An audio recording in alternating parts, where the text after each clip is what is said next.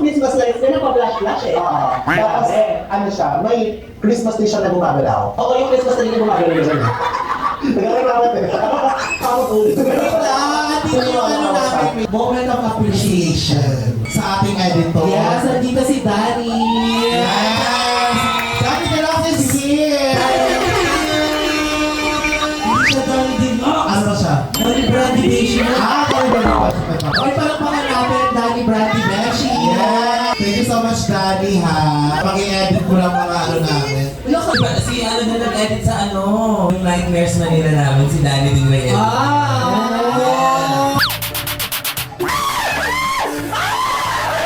Ikaw yung Danny, di ba? Siya nag-edit. Siya nag-edit ng buhay ko.